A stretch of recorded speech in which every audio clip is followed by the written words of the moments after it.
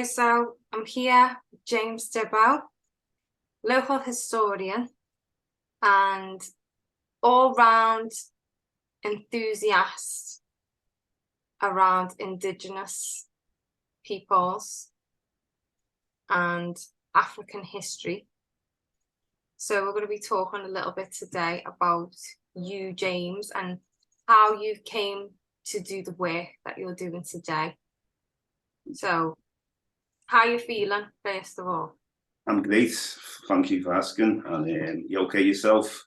I'm well, thank you. Yeah, I've been looking forward to doing this interview, to be fair, because we see it on the Discovery podcast. Yeah. You've been doing that now for a couple of years. You're 5 seasons deep, Yeah. which is incredible.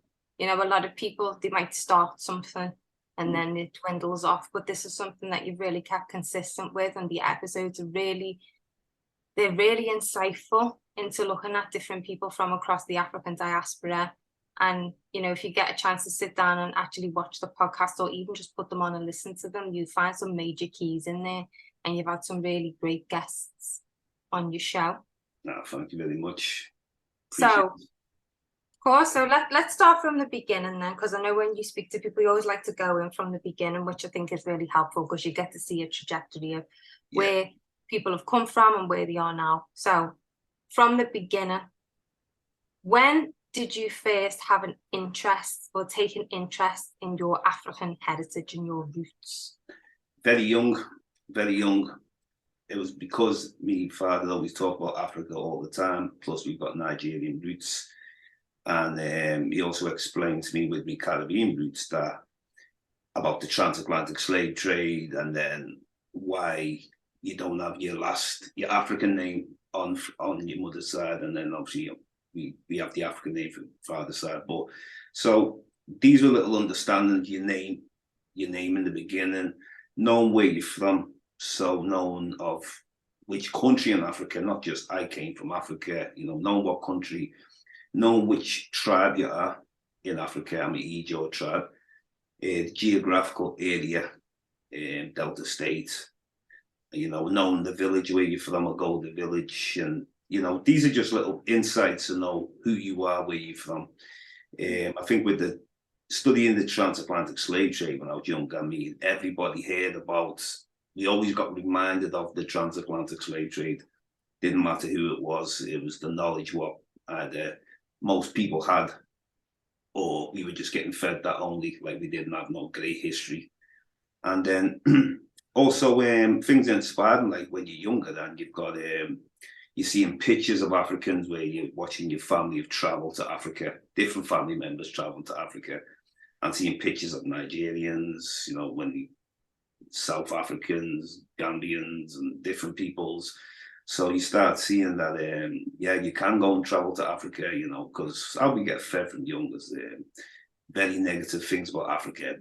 You don't hear nothing about great, but then once you go there, you know, I've always been curious about traveling anyway, because I always had a globe, I had maps, so I was always observing, thinking this is going to be, I was like almost projecting where I'll be, you know, just by looking at the map and that, very inspired. So basically, once I started realizing about ancient Egyptians were actually Black people, they weren't Eurasian or Arab or, you know, these were African indigenous peoples. You start learning about many different civilizations in Africa, which we're not taught about we weren't taught in the schools, anything like that. Everything was just negative about where we're from. And that was it, basically. So first thing is being fed the knowledge. So obviously anyone who's got children, you know, you're the first teacher. So it's very important to install our history from, okay, we've got the negative light, but we need to also bring the positive light. Because if we don't bring the positive light, then we're just trapped in a bubble. It's sort of like, you know, you can't escape the negativity, the trauma. But this is where, like, once you dig deep into your ancestors and what your ancestors were about and their spirituality, the wisdom they had, the knowledge of all kinds of herbs, medicines, astronomy, astrology, mathematics, cosmology, you know, everything. So, because Africans all have this knowledge and it's been whitewashed, and they depict the Egyptians like they wasn't African people. You know, they've tried that in all of North Africa. You know, in Libya, they unearthed the oldest mummification, and it was a black child, a mummy, and it was the oldest mummification it's actually older than the Egyptian mummifications in Libya. So they knew that people in North Africa were black people. They've done also a lot of reconstructions on a lot of the pharaohs anyway. So they know that which ones were African, you know. So it just this basically dismissing the lies. And once I seen the positive side of our history, because from younger I was always just, you know, I'll talk about the transatlantic slave trade, or I talk about negative things that have gone on. But as I've got older and wiser and more traveled and more read, I started learning that, you know, you've got to go on the positive route. And our spirituality is our highest form. And in order to get to that, you can't be negative all the time. You have to have some positive light. Otherwise, you're just going to be stuck in the same bubble. That's it for me, you know. It was about expanding my mind, you know, just also curiosity and your own imagination. Or sometimes you can picture what you think is a place is going to be like. You know, you might get there and it is like that, and in some places it's just not like that. But connecting with indigenous peoples, I felt, now this is like a next level now, connecting with indigenous peoples, because it's not just like traveling and you're learning just what's gone on the last couple of 100 years. You learn about thousands of years. You learn about like people in certain parts of Asia that, you know, you don't show on the TV, you don't see them, you don't read about them. You have to actually go looking for these people, you know. So what gives someone the insight to go and look for these people if you're not aware of them? You know, that's why I give credit to the late great Dr. Runoko Rashidi. You know, rest in peace, the Grandmaster. Because if it wasn't for him, I mean, I was always traveling, I was interested in tribe, but when I first discovered Runoko, then I realized that I didn't realize there's still indigenous black people in Asia to this day. He was showing pictures, he was giving lectures on it. He's traveled to 125 countries around the world in search of the global African presence. And that was like a massive area of research for me to just delve into. And I did, because it was like fascinating, because what I did hear about African slaves being taken by Arabs into India. You see the CDs in India, or in the Tang Dynasty in China, there was African slaves that were taken there during the Tang Dynasty by Arabs. So, and then, you know, there's even been African slaves that have ended up in Japan, Bantu slaves who were in Japan, and one of them ended up being called the Black Samurai because he rose to high greatness, you know, amazing warrior. So wherever you find, you always seem to find black people wherever you go around the world, either not even just talking about diaspora Africans. Yeah. I'm talking about whether the bones are still in the ground, the DNA of something, or there's indigenous peoples in particular areas of the world that, you know, in secluded areas. Like you got Cheddar Man in Britain, 10,000 something years old. And when they reconstructed it, you know, they finally admitted that it was a black person, very dark skinned also. Done it with blue eyes, whether or not that's true or not, but it doesn't really matter, because we are very diverse and can produce all sorts of people. You see people in the Solomon Islands and places like that with blonde hair, blonde afros, and it's not dyed, it's just naturally. Yeah. That's in their genetics, you know.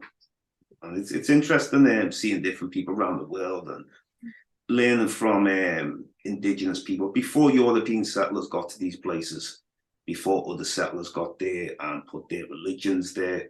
I like to see what are these peoples about in the beginning, you know. That's what the roots of cultures I'm interested in, you know. So, and then I feel like I'm getting more closer to nature, more closer to spirituality, you know. Yeah, for sure. I mean, it's like you say, it's thousands of years of history.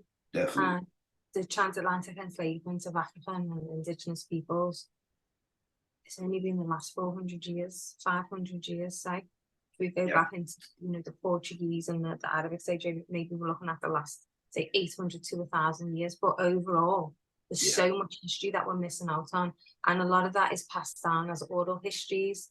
And then with the language, you know, the disconnect with the languages, different languages. And then obviously we've as people, we've kind of lost our language as well. So there's a lot of history that we're missing out on. So your journey of exploration is really key.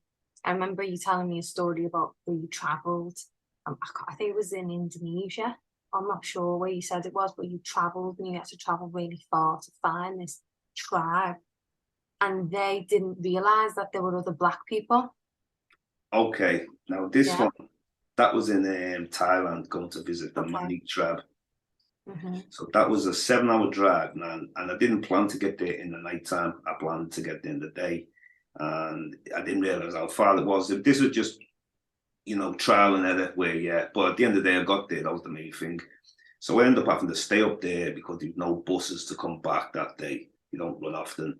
So luckily that you know, I'm good at communicating with people and that. And then there was people on the bus.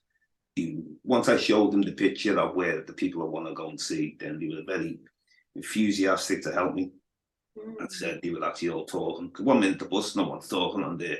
Then once I spoke to a few people, they were all calling people on the phones on how can I get into this jungle, this rainforest.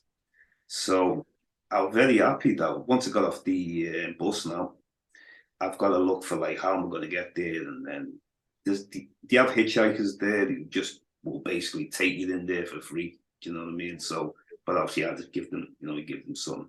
So he took me in there because it's nighttime. You can't just go in there like I did with some other tribes, because you have to go in there with like a ranger. So you got to inform the ranger that you're coming in, and then he'll take you in there, give you torches because it's nighttime. Snakes all over the place, and I think you've got tigers there. So they have these blowpipes, what they kill the prey. And some of them have huge blowpipes. You know, I actually used the blowpipe one time just to, you know, test your aim and that way. Nowhere near as good as them, but I just like to take part in that. And it was the night time, and like it was very wow. It was a big adrenaline rush walking into this jungle, and I've got torches, and I can't really see anything, and I'm just staying behind like the two people on that, you know, if someone's going to get bit, I'm behind. So he gets in now, and you have to alert them that we're coming. You can't just go in there because the other staff throwing the blow darts at you, you know, so they're poisoning that and stuff, you know. So anyway, once you alert them that you're coming in, then, you know, they're ready for you. Now, this is the nighttime, where the nighttime, they like to wake up at times like 5 in the morning to go hunting. So in some ways, I'm coming in quite late. But they were just happy the fact that I came in with some positive energy. And, you know, was sitting in the huts with them, getting pictures with them. They talked to me how they cook this big potato. I remember they gave me this potato. I didn't even know what it was, but I was eating it and it was lovely. And it was a great experience to be amongst them and that. And I showed them pictures of other tribes in different places in the world. When they did that, they totally got the message, showing them that there's all sorts of melanated peoples from the islands next to you, or the countries in Asia, to Africa, to Australia, to wherever in the Americas. So once you start, because education, the pictures are 1,000 words sometimes, you know, it's when people see these images that you don't expect to see there because you're not showing them, you know. So when people think of a typical Asian, they might think of someone who looks like Oriental or the, you know, Indian or something, but it's totally much more to it than that. But you got to do your research in order to do these things and that. But great experience, and I've had many of them, like Sri Lanka. I've had to, you know, that was the interesting one. The people, rough journeys, having to go on dangerous drives, like in mountainous type of areas, you know, and torrential rains at the time, and so. But because I was so eager, I thought I'm going to do these mission and get it done, regardless of rain, sleet, whatever, snow, sun, anything. Whatever. Just got to get it done, you know. And I was happy once I completed my mission.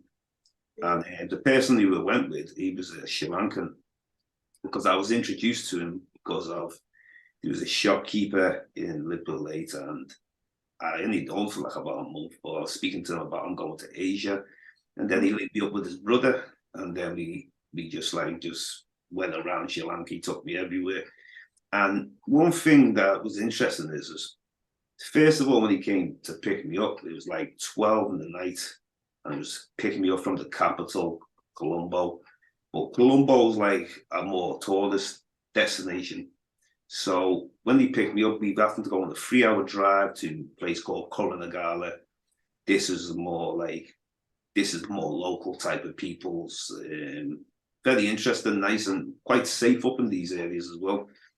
And so I was staying up there with I didn't stay with the family. I stayed in a local place, and every day he was just coming and picking me up in the morning, bringing me food, and just we'd go out on a motorcycle, or we'd get the local buses, because I told him we don't need to hire the car, because you're paying all expensive prices. So I always look for ways where you're not getting like ripped off all the time, So they were happy. And it's that experience of being on the ground, isn't it?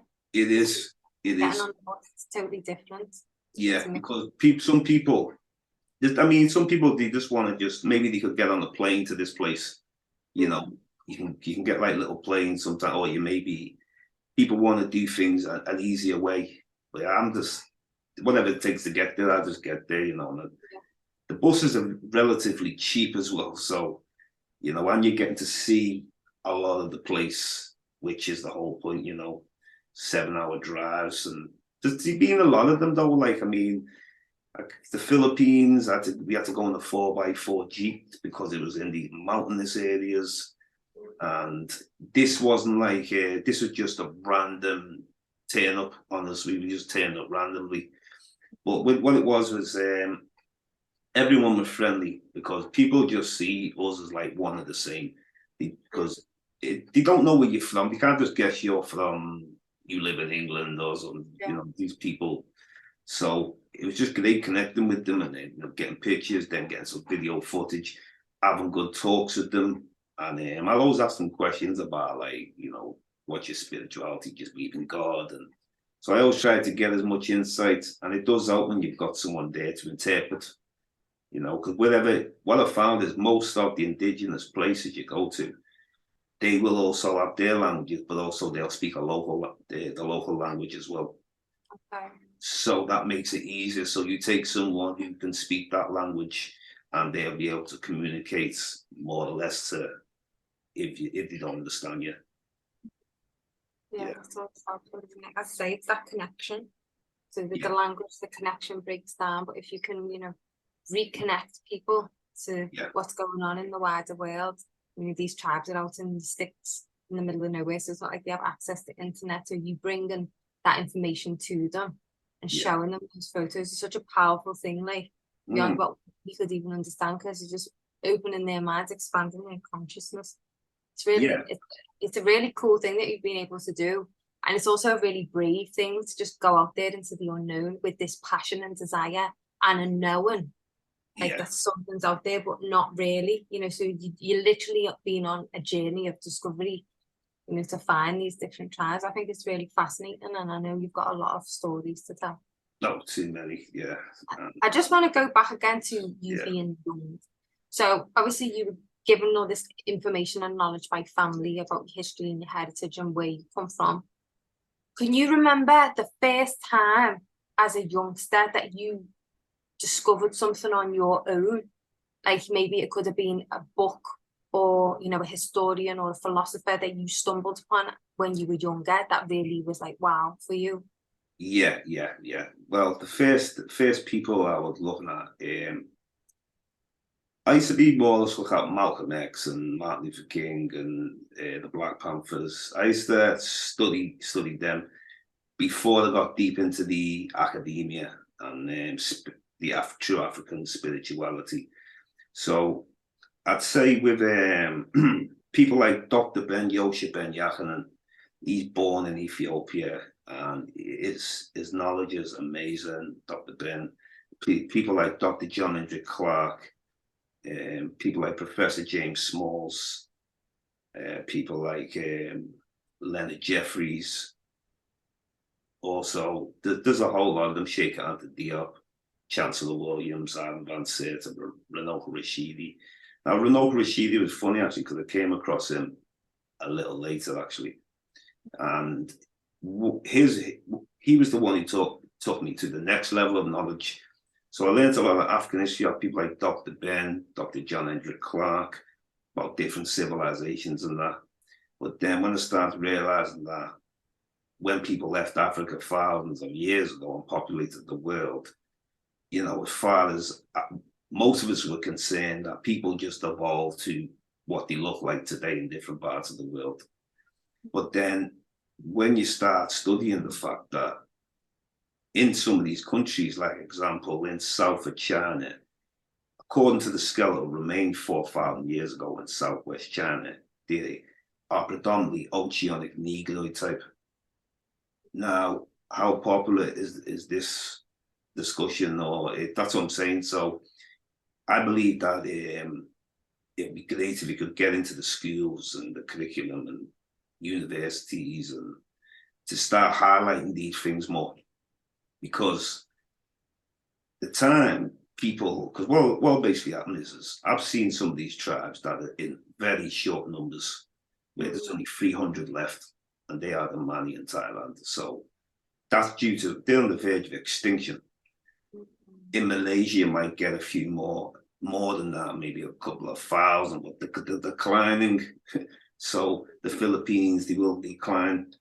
And then what usually happens is these modern societies will try to encourage these to come into their society. So abandon all your traditions, your gods or whatever, and come over to this way and forget about your ancestors.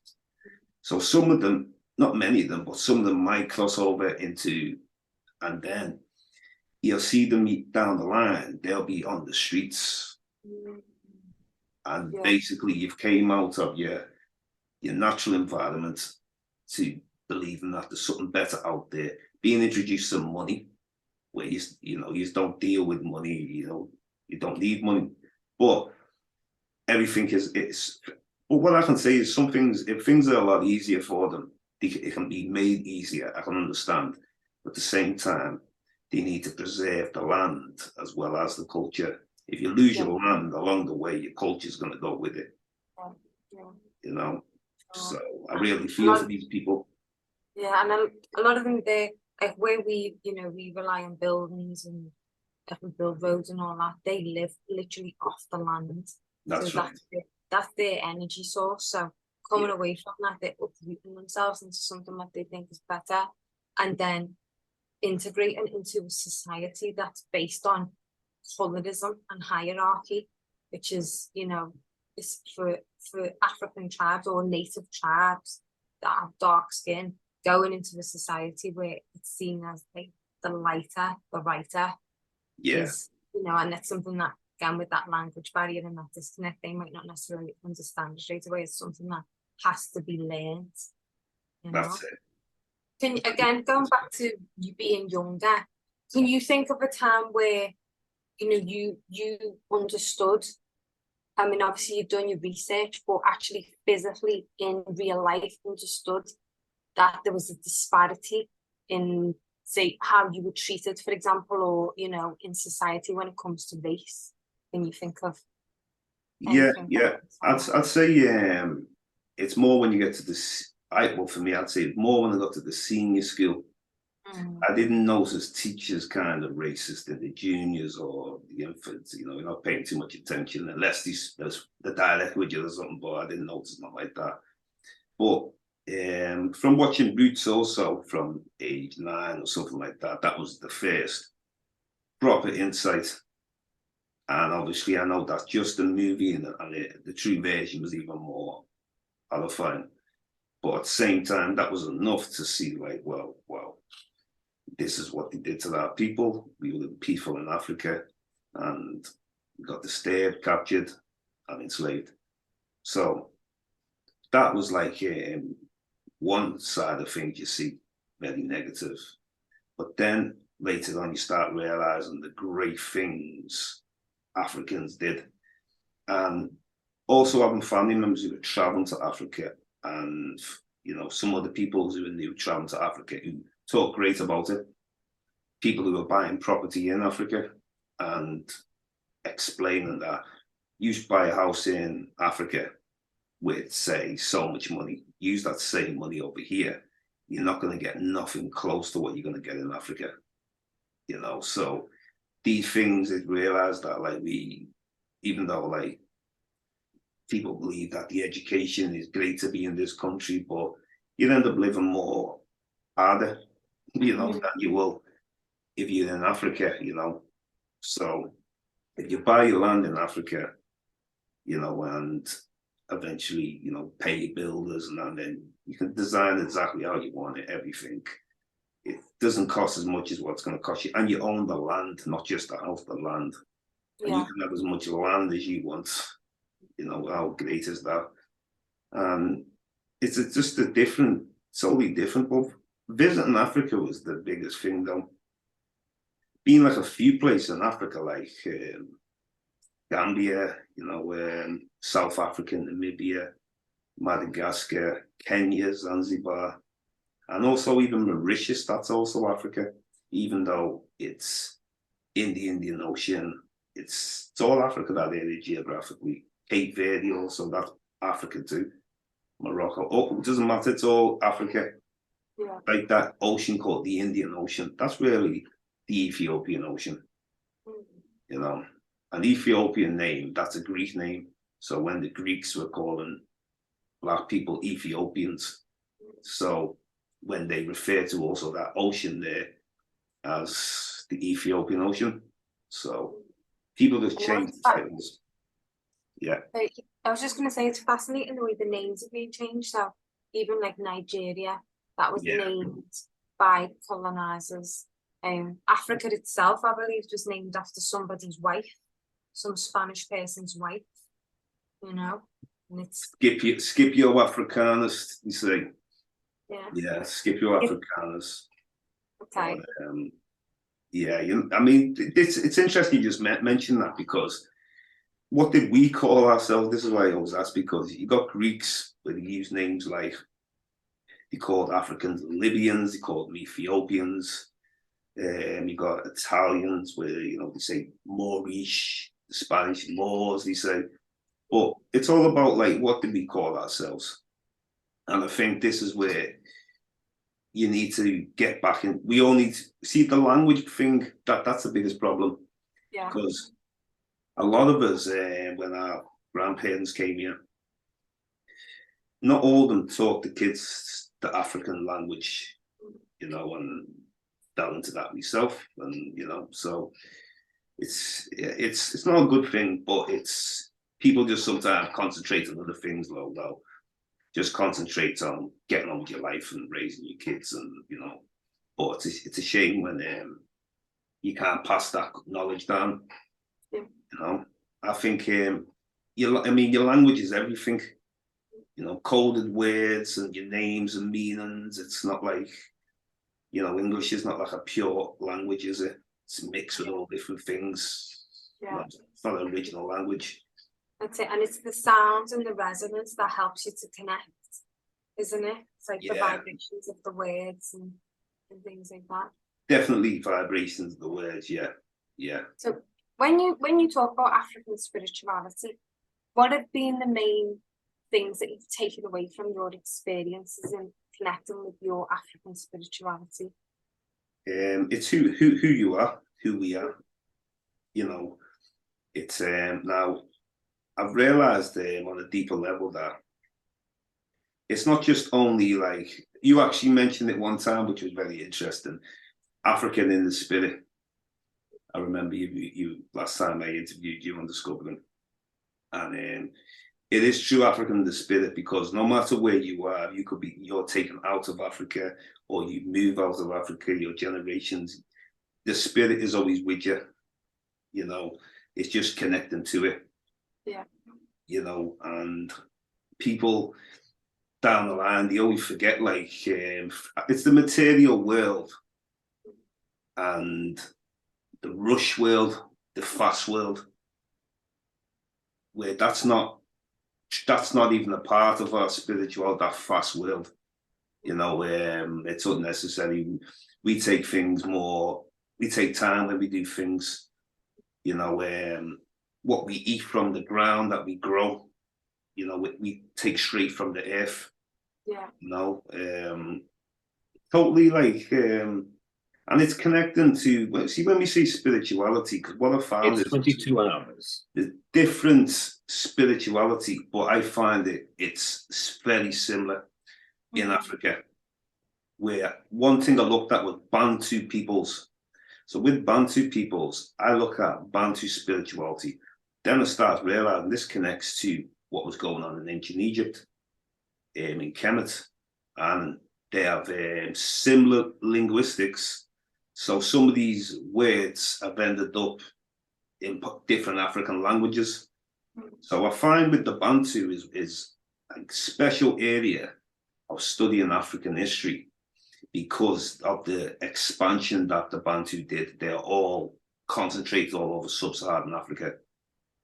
So that for anybody who, I found by studying the Bantu, it was like it helped me get deeper into the history, because if I'm studying Bantu, I'm studying half of Africa already. Do you know what I mean? So could people move? So it's kind of telling you, like, well, these were the agricultural farmers. They also had their own Iron Age. And there's different stories of where did these people come from, the Bantu. You know, you can just look at basic research if they came from Eastern Nigeria or Cameroon. Then I'll speak to people who deal with oral history. I've had a brother named Tata Hanarabi, who was on the show, South Africa. He's a grandmaster of spirituality and that. He believes that they are from, like, the Congo, Central Africa area. So we have there's all speculation of where did they come from. And there's a connection with ancient Egypt with the Bantus. Some of the pharaohs are Bantus. Some of them spoke a Bantu language. And it's so interesting, these connections, though. And you've got to, like, really be looking for the connections, because we can look at Africa, like all these different countries carved up, but it's much more greater than that. We're about borders, boundaries. Yeah. Nature decides where the border is. If nature's drawing a river, then it's got a river, lake, a mountain, you know. So, well, it's man-made laws versus natural laws. And I feel like I'm more connected to the laws of the universe than the laws of man. Yeah, well, for sure. I think the whole process of migration as well is so interesting, in, like, understanding different tribes and how they were formed. So, Yeah. like, I've been looking into the Malian Empire a bit and understanding how they, you know, how the Malian Empire, they migrated more into West Africa, and a lot Yeah. of the tribes now stem from the Malian Empire, which is really fascinating, and something that you have spoke to me about in the past are the Moors, and how, you know, back in the day, African people travelled across Europe and actually established the European civilizations that we know today. Yeah. So, you know, there's been a lot of the history is, you know, Caucasian people traveling across the world. Yeah, Christopher Columbus and yes. yeah. Well, and that interesting. It's fascinating to think that happened.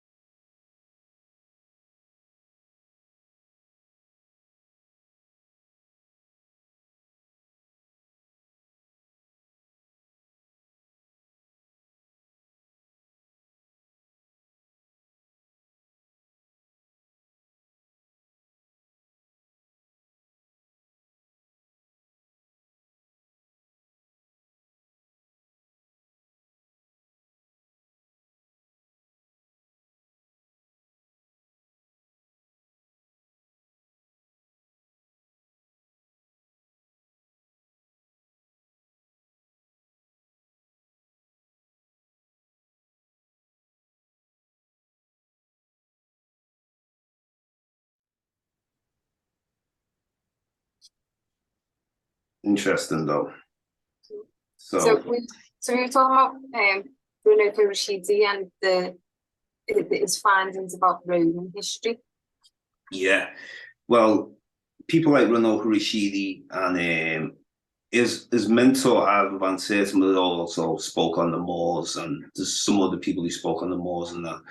But it's finding them their contributions in Europe, rather than look at the Moors as these invaders who were coming to destroy and convert people to Islam, look at it more as they built universities, the first university of Europe in Spain. They introduced them to baths, literature. They basically also brought back the history, which was lost as well. Like the times the Greeks and all that lost their history and stuff, and they brought a lot of it back.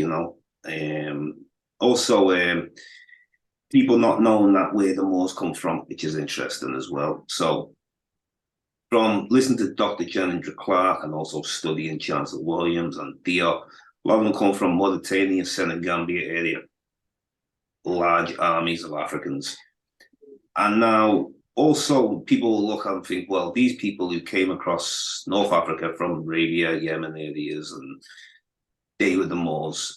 But the first people going into these areas like yours were African people before anyone else got there, Then later on, people would all come in but Africans have been going into Europe for a long time. You learn about Hannibal. He was considered as a Carthaginian, where the Carthaginians, according to people, they'll say like they were mixed with African and Phoenicians, because the Phoenicians went there. So with Hannibal, he's depicted on coins, he's depicted as a black African man, so he was the guy who came on elephants to Rome, he was like Rome's nightmare. The Punic Wars that they had. And even before these times, there's always traces of Africans crossing the Mediterranean. It's because people don't want to believe Africans were seafarers. So Africans getting to Madagascar already proves that they were seafarers. Africans also had to sail to Cape Verde. I was in Cape Verde. I went to the private museum. I studied, and it's got everything there who got to Cape Verde. So you'll see that, Islamic sailors got there. You'll see that the Portuguese got there during their colonial, when they first started exploring. And Senegalese fishermen got there. So people from Senegal. So people from Senegal obviously get there first. So how do you kind of speak on it as if Africans, they got brought to Cape Verde basically as slaves. Madagascar, they got there 500 years ago by boat, but they throw little references in. Did people from Asia bring them as slaves? Well, when I say Asia, the Austronesian expansion, that's what it was. Because you got different people in Madagascar who traveled there independently. So that was another interesting place, Madagascar. So because it's crossroads between different places and different people meeting up. And you always seem to get the slave traders always heading to these places, even like Zanzibar, for example. Because one thing we talk about a lot, the transatlantic slave trade, we hear about it a lot, but also the Arab enslavement, the trans-Saharan slave trade, Indian Ocean slave trade. This doesn't get touched upon much. Yeah. Now, one of the reasons why it doesn't get talked about too much as well is because not that people don't have a knowledge of it. Some people do. It's because they don't choose to speak on it.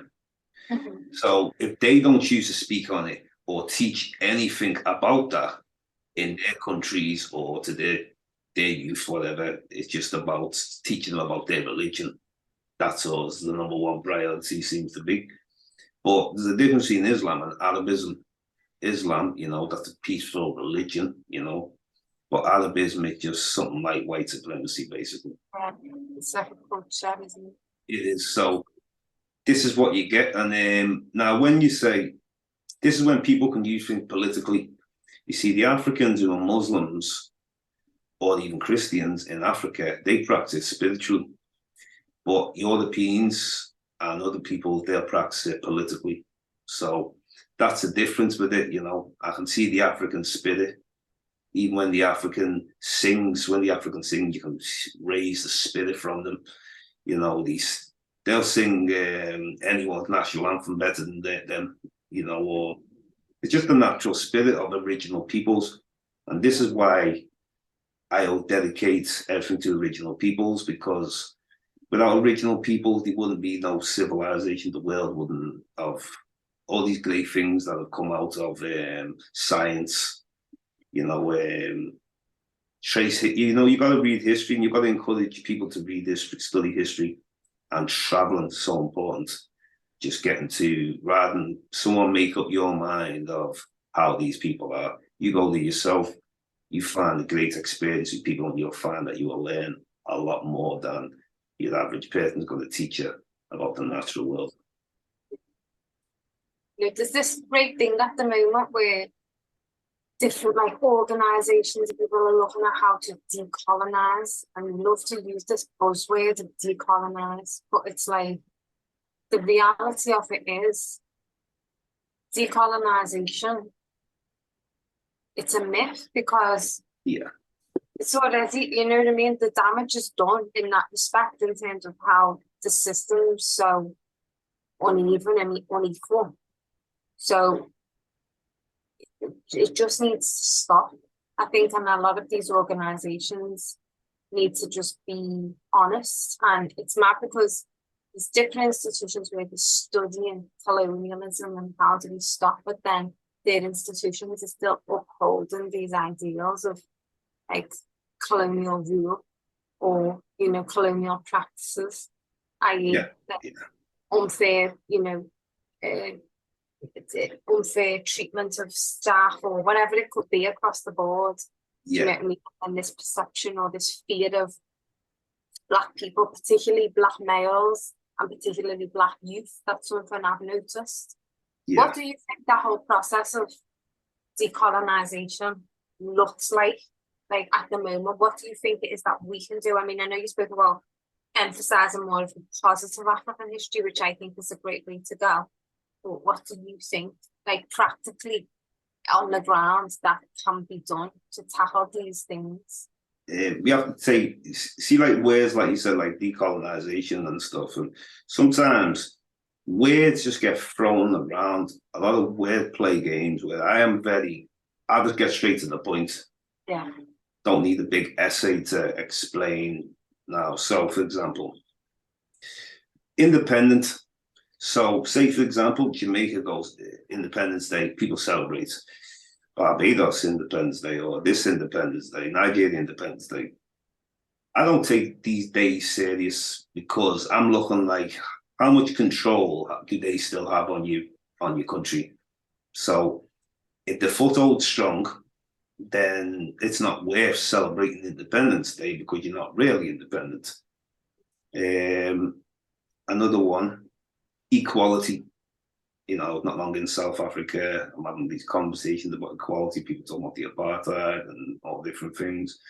Equality, another myth word, because in South Africa, people say, well, when they say we want equality, what you really should be saying, because equality, they're never going to allow you to be equal. So you have to, once you've studied the nature of the Europeans, basically, it's you're just looking at the pattern. Do you know what I'm saying? So it's just a similar pattern. So the nature is completely different. And there's actually a book there called Inheritance of the Iceman. And this is actually a European that's written the book. And it explains a lot of things about Jordan in their times, that they had to grow up in harsh conditions. So we're in Africa, we've got like all things grown around us, you know, fruits, got the freshest stuff, we've got the cleanest water, so good fish. They didn't have all them things. It was more or less like kill or be killed, rob or be robbed. You know, that seemed like the nature of it, and that explains that when you look back at civilizations in history, it's interesting because one minute you're seeing, well, there's an ice age here, people are on this other side, but then when you come to the other side where people are not in the ice age, these seem like they're all flourishing with civilization. The Indus Valley civilization, China, you know, the Yellow River, Southeast Asia later, like pops up.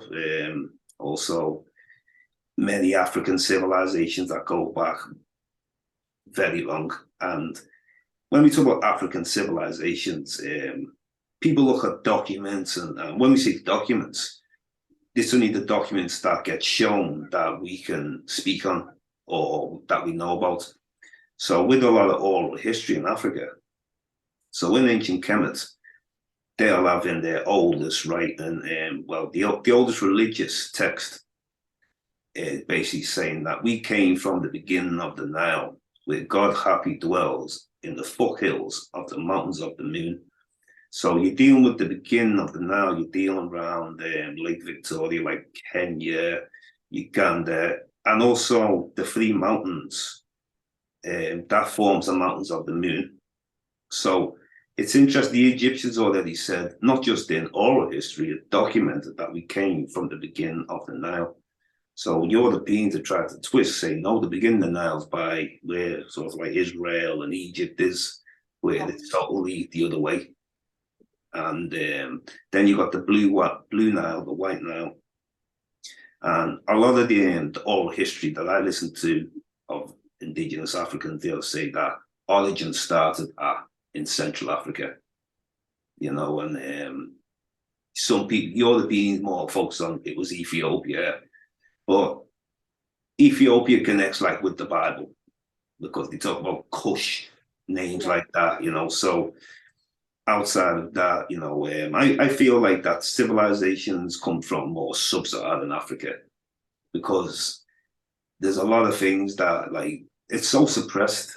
It's so suppressed, you know, due to the transatlantic slave trade, colonialism, all the loot, and everything's being robbed, and you don't know where it all is. You know, most is in museums, but you don't know what's not on display.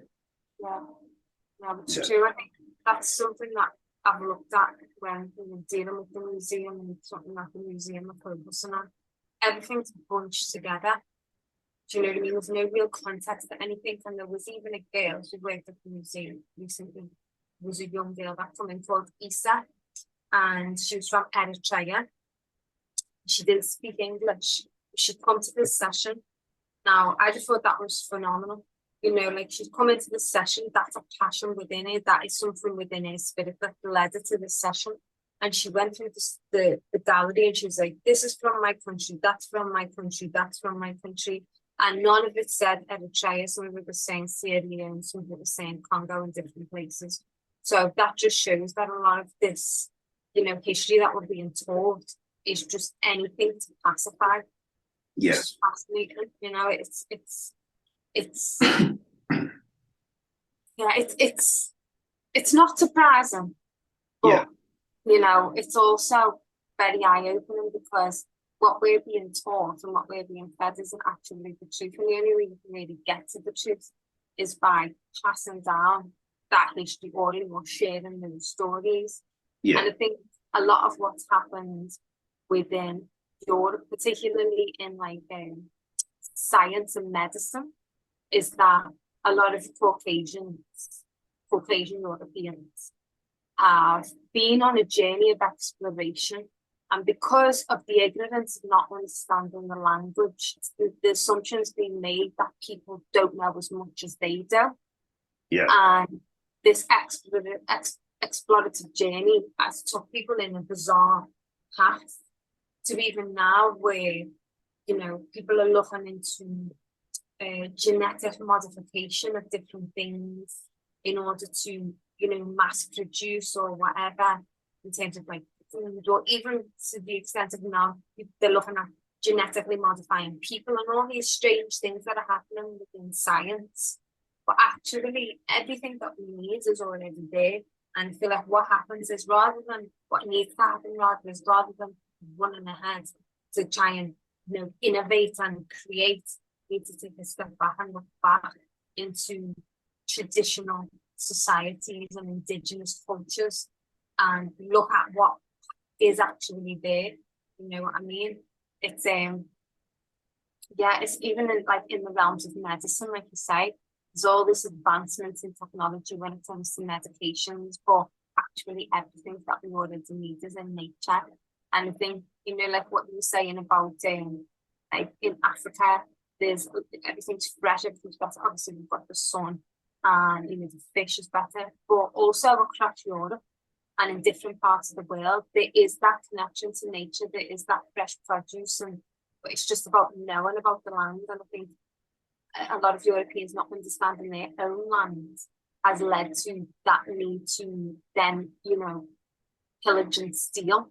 But actually, what needed to happen was that exchange of information and just listening and taking in. It's almost like Caucasian Europeans in terms of civilization, almost like the children of civilization. So when you have kids and teenagers, they think they know everything and you want to run ahead. Yeah. Actually, what needs to happen is they need to sit down and listen, take it in, and then go and cultivate rather than take. You know, Yeah. That's what I've took from this decolonization thing. It's just about letting people be and not being so inner and nosy. Because oftentimes as well, what you find is we want to observe and we want to, you know, take in and analyze. So it's very analytical, and so that they can pick apart and do what they think is best, and really what they need to do is just listen. Yeah, the technology now is just getting crazy, though. You know, it's just going to put people out of jobs. You know, even this thing called AI.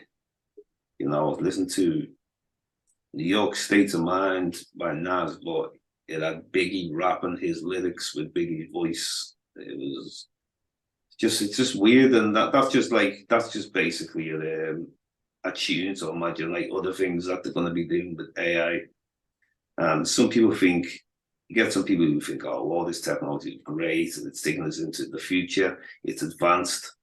Well, like you were saying, everything is already here, you know, so it's just greed and like a lack of education. People are just people hate don't want to like read, or they don't want to acquire knowledge.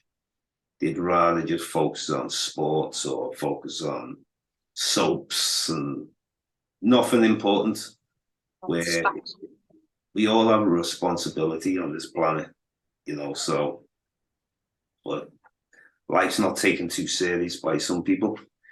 And don't get me wrong, everyone wakes up at different times. And for me, it was just about like connecting with conscious people. There's not a whole lot of conscious people to find. So when we do find conscious people, you know, we've got to connect properly, you know, so that's what it's about. Wherever you go in the world, there's always people who are conscious. There's always people who are going to be ignorant. They're going to find all different walks of it. But then I find with indigenous people that they have this old knowledge that they're holding on to. Now, they are being introduced to religions. Like when I went to see the Eta people in the Philippines, in this secluded mountainous area, I seen a Jesus statue there, a little church, like what they've introduced them to. So it's made me look, well, okay, so what's happened is they take on the religion, but still have their own traditions. Yeah. And it's sort of like sometimes you might see this happening in parts of Africa where they might adopt Christianity or something, but then they also have their own traditional ways in there. In some parts of the Caribbean, you'll even get that in Haiti, Cuba, Brazil, Trinidad even. I'm not sure if Jamaica's got it, but where they mix their traditions. And there's also some of the Tayanos, the indigenous peoples, it's all mixed in together. So that's what's interesting. And the language, the Yoruba language, for example, when the transatlantic slave trade happened, there was supposedly a lot of Yoruba speakers, because there was one time the Yoruba Empire stretched all the way to Mali. So when we had empires, and then a lot of people were learning the same language or similar linguistics that they have. Because one thing that we haven't been taught, that Africans, as big as the place is, they've always communicated. They've always communicated. We sort of talk like we didn't communicate. We were just at war, tribal wars, but there was much more unity. But people got to dig to find out these things, because the oppressors are never going to tell us how great we are, and expect to keep us oppressed, So I just think that people need to start connecting to the natural world now, connecting with indigenous peoples. I think that's a big step and advantage of knowledge and knowing, learning about what you need in life. You don't need this, you don't need that. You can survive with this, you have that, and this is better for you. But people have got to just wake up, really, though. What can you say? That's true. Got to wake up. And I know for you, the Discovery podcast has been, it's something that's refreshing, especially being in Liverpool and being able to connect to different people from across the city, but also internationally. Can you just give us a little bit of insight on, obviously you understand why it's important to connect, but what is it about the Discovery podcast that you are open to, really find within the conversations that you're having with people? Do you mean what got from the conversations, or? Yeah. So what you got from the conversations that you have, but when you're sitting down with people, what's the objective really? So what is it that you want to find? Or is it just literally exploring and discovering more about those people? Or is there something that you think, okay, I want to tap into this person and I want to get to the core of X, Y, Z? A number of things, It's never one thing. The main thing of the show was, because the beginning, before they even had the show, I was given the show by Chase Johnson Lynch, isn't it? Because he had me on a couple of times speaking on indigenous peoples and African history and stuff, and then he offered me a show, and then I've done 5 seasons. But what I found is I learned different things, from different guests as well. And the highlight of the show is always the importance of African history. No matter if you're coming on to speak about music, you're coming on to speak about, a poet, a businessman, a historian, a political person, activist, and whatever area you're coming on, it's recognizing that the importance of our history. Because all we've ever fed is you were slaves. You didn't have this, you're cannibals, and this one and that one. So I thought to myself, we need to highlight especially in Liverpool, do you know what I mean? Because this is a place where it's not like London, Birmingham, Leeds, certain places. This is a place where identity is, it's very unusual here, And I can say that because I know I'm not in that identity problem, but everyone's different though, and I think what it is, not just the identity problem. I think it's people wanting to shy away from that identity.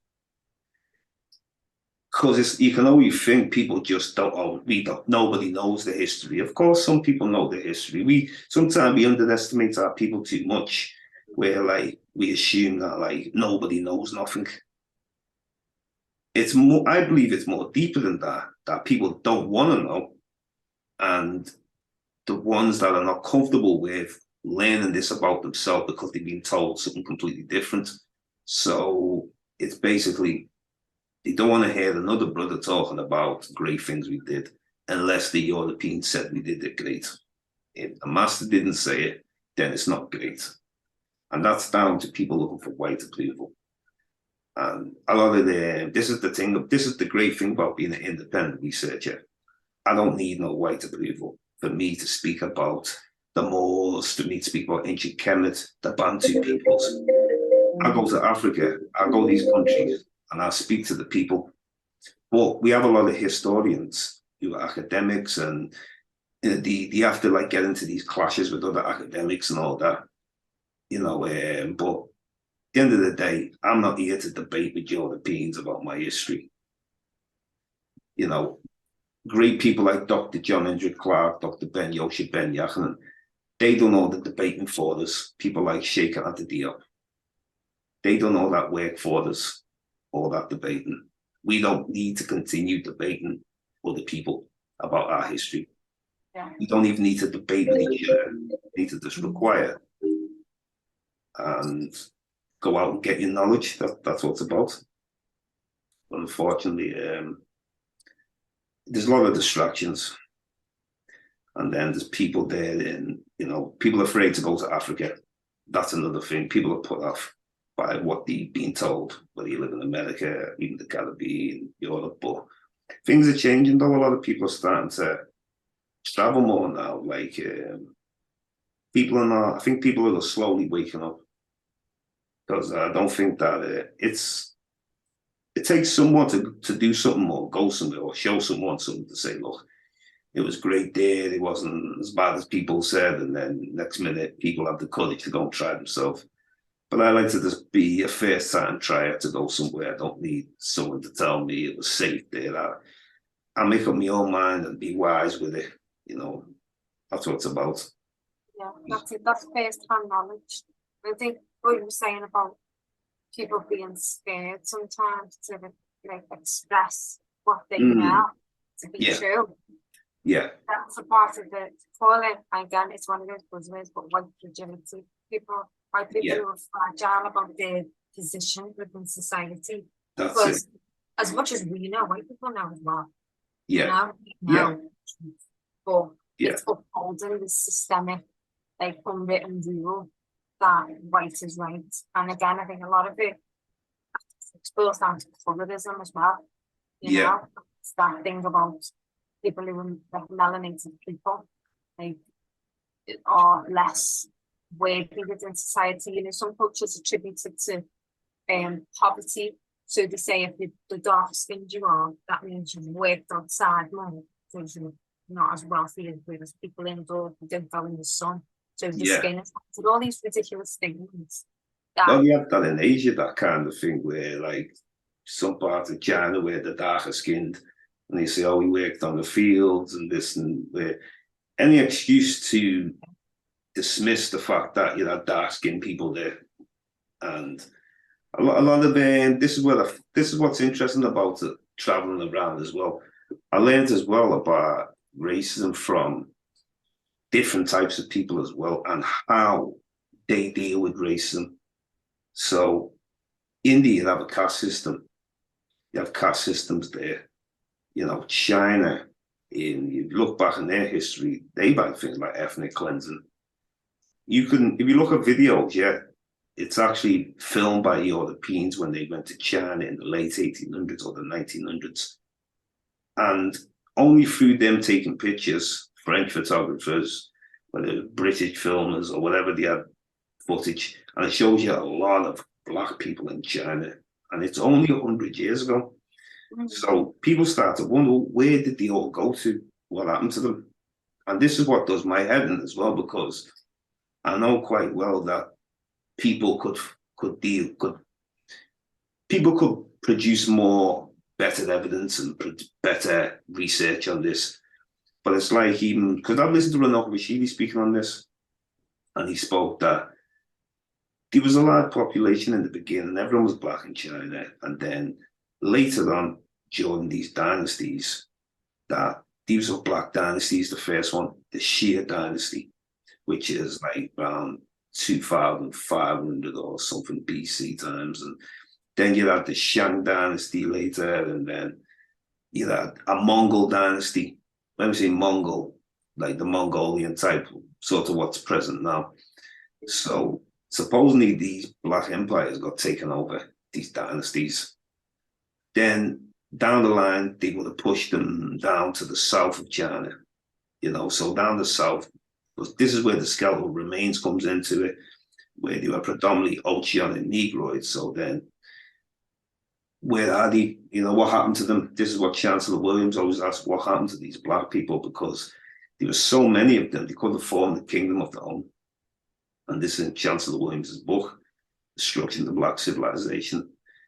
So then there comes a time when Renault Rashidi's looked at a lot of the paintings in the museums, black depictions, whether it was the 6th century, 7th century, 8th century, all these different centuries and, you know, millenniums.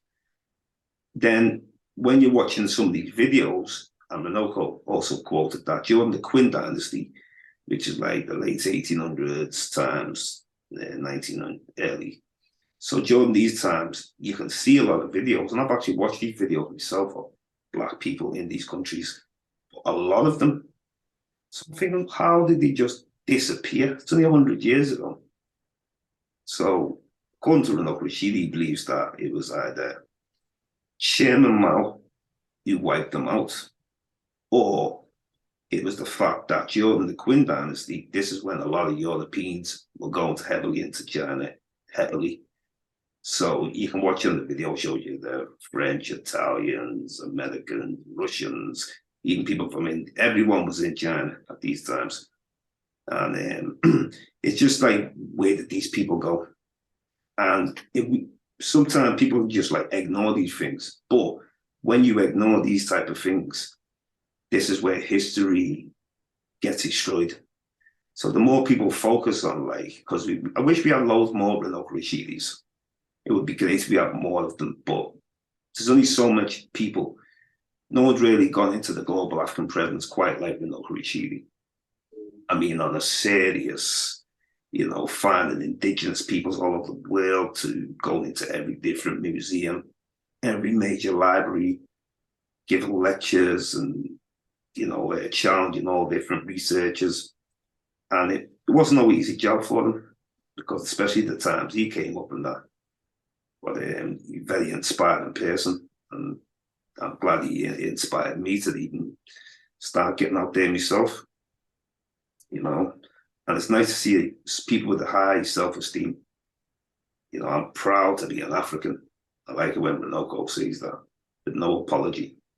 Yeah, yeah, And that's it's a how we big should thing be. about that in America as well, isn't it? Like Yeah, a lot of African Americans yeah, shy away from their African heritage, and I know a lot of them are integrated with indigenous American people as well. yeah, You know, so you know they want to acknowledge that heritage, because there were melanated people in America before the Europeans, the Caucasian Europeans came in. yeah. Olmecs, the Yeah, times. There's evidence of people from the Nile Valley, ancient Egypt, their boats, you know, to sail these places. You got like Carthaginian money was found in places like Ecuador, Peru areas, from earthquakes, they've been buried under the ground. And but it's just because it's been so whitewashed, and they just want you to believe Africans could not move about independently. And that's the whole point of it. But what I look forward to is in the future that truth reveals itself. And in order to do that, it's not going to be the oppressor's going to go, yeah, history. It's going to be where we demand our history. We show that it's important to us. Just like any other culture will tell you that their history is important. We are no different. Our history should be very important, because we're the first people on this planet who paved the way for everyone. Without Black people, there wouldn't have been no people. so and it's fascinating. It's like, what is the it's almost like a vendetta against Black indigenous peoples. You know, Tony Morgan from Liverpool, who passed recently, he, you know, he's an advocate of teaching African history. It was very important to him. Something that he always spoke about was the assimilation.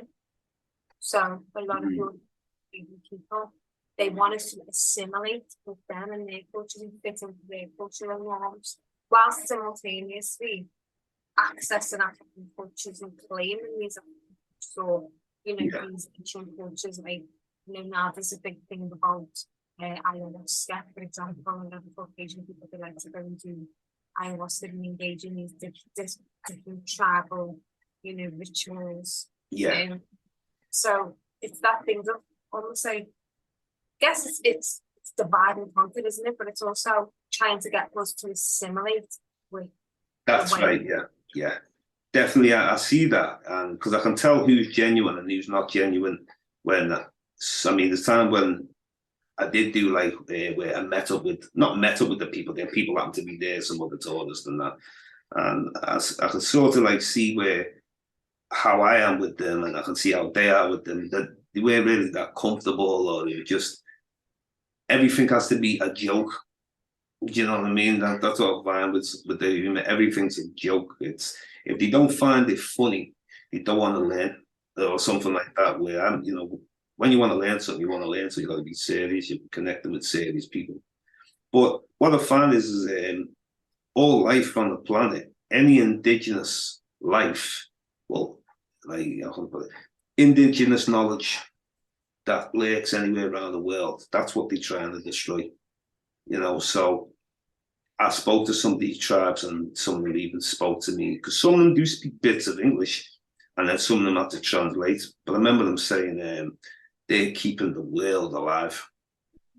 I remember Yeah. these words, and I really took that serious. So basically, they're in tune with nature more than your average person.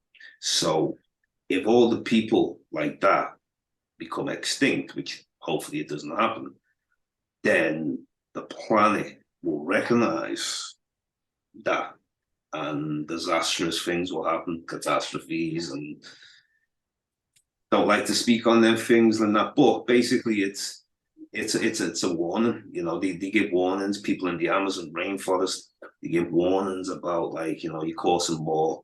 Are you knocking all these trees down? You're causing more electrical storms. You're affecting nature. You're just affecting everything, the weather. So this is the problem where we need to, we need to be lovers of nature and be against the nature haters. Seriously, anything that's against nature, but we're affected. We've been affected, but we all got to do our best and look out for one another. That's what people got to do. Let's hold it there, James. Let's come back a little more. We'll carry on with that conversation. So we touch base again on talking about nature and like connection to and indigenous people. Definitely, and also discovering. I need to explain some more. That's also about some of the guests I'm discovering as well, and some interesting things and that.